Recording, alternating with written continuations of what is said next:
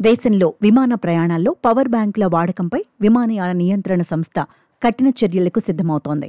ప్రయాణంలో వీటిని పూర్తిగా వాడకుండా నిషేధించాలా లేదా కఠినమైన నియమాలు పెట్టాలా అనే విషయాలను డీజీసీఏ పరిశీలిస్తోంది. ఇటీవలి ఢిల్లీ విమానాశ్రయంలో ఇండిగో విమానంలో జరిగిన అగ్ని ప్రమాదం కారణంగా ఈ సమీక్ష చేపట్టింది. ఢిల్లీ నుండి దిమాపూర్కు వెళ్లాల్సిన ఇండిగో విమానంలో ఒక ప్రయాణికుడి పవర్ బ్యాంక్ పేలడంతో మంటలు వచ్చాయి. అయితే విమాన సిబ్బంది వెంటనే స్పందించి పెద్ద ప్రమాదం జరగకుండా ఆపారు.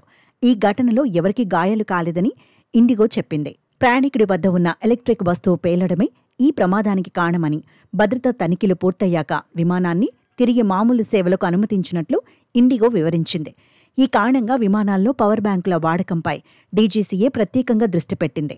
పవర్ బ్యాంకుల వాడకాన్ని మొత్తం నిషేధించడం, వాటి శక్తి సామర్థ్యంపై పరిమితులు పెట్టడం లేదా భద్రతా ప్రమాణాలు పాటించని వాటిని మాత్రమే నిషేధించడం వంటి అంశాలను డీజీసీఏ పరిశీలిస్తున్నట్లు తెలుస్తోంది.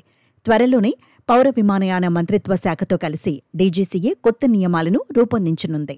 పవర్ బ్యాంకుల్లో ఉండే లిథియం అయాన్ బ్యాటరీలో ఎక్కువ శక్తిని నిల్వ చేయగలవు. కానీ నాణ్యత లేని చవకైన మోడళ్లు సరైన భద్రతా ప్రమాణాలు పాటించకపోవటం వల్లే కొన్నిసార్లు ప్రమాదాలకు దారితీస్తున్నాయి.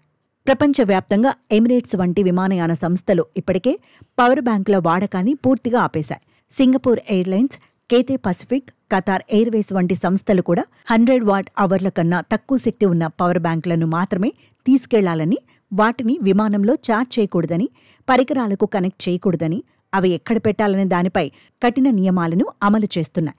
ఈ నేపథ్యంలో డీజీసీఏ తీసుకునే నిర్ణయం దేశీయ విమాన ప్రయాణికులకు చాలా ముఖ్యం కానుంది.